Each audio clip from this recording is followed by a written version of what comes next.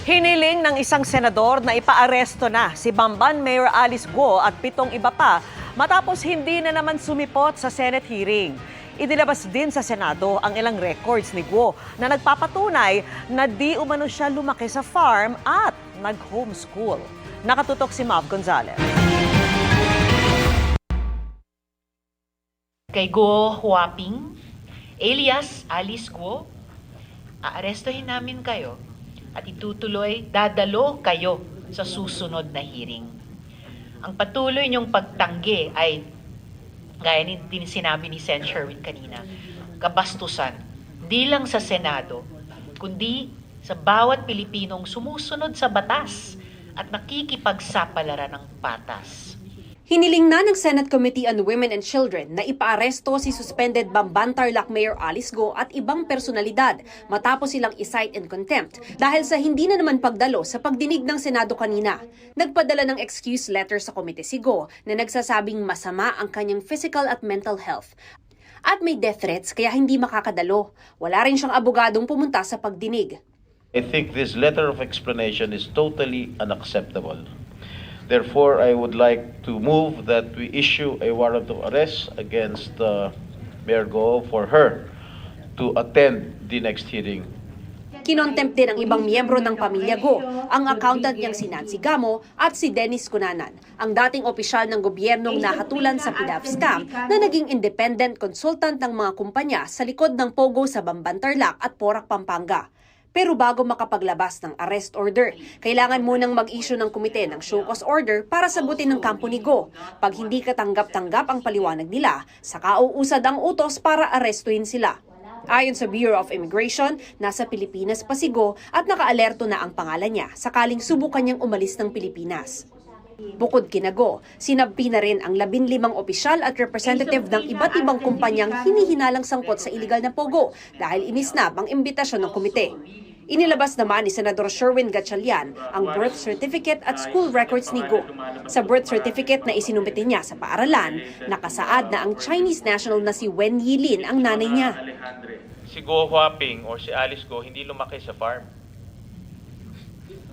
Hindi rin siya homeschooled.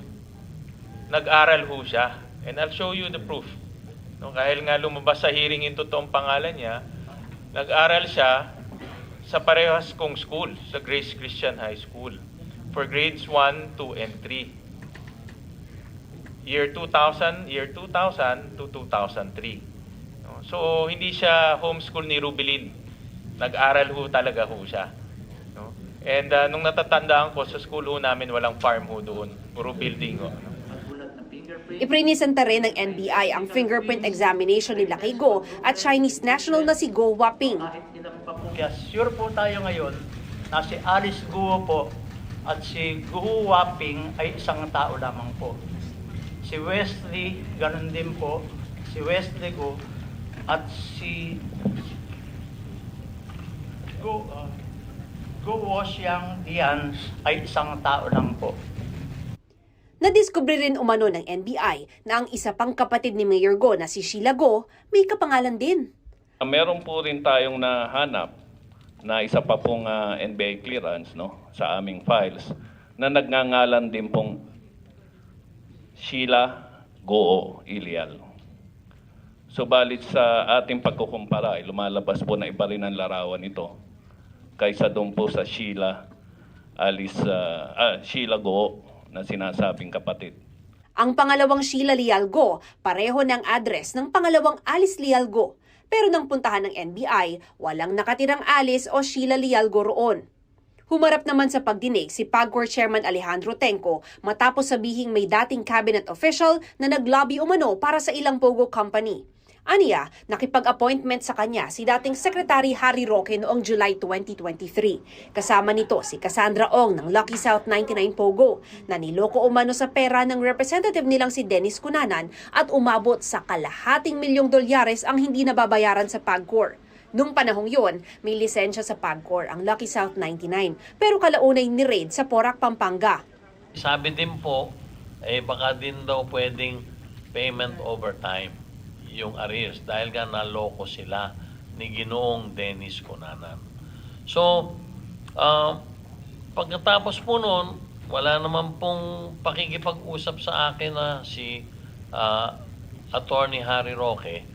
Hindi po naman niya ako pressure. Kumbaga bilang abogado siguro, bilang kliyente niya, nagpa-facilitate lang at nakikiusap po siya. So wala akong senaryo na ng braso siya. Wala po. So, si Attorney Roque, ginagampanan lang niya yung trabaho niya bilang abogado.